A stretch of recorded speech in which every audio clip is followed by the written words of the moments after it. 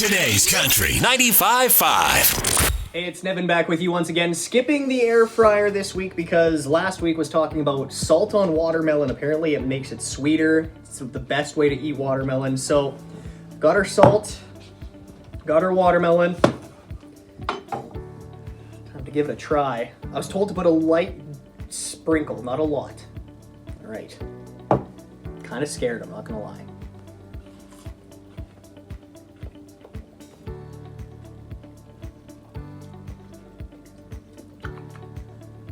It's not shabby, actually. This is not bad.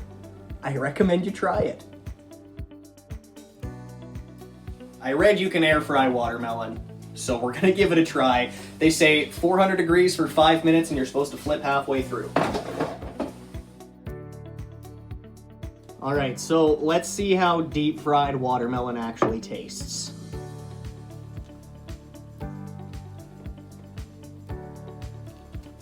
Very weird flavor.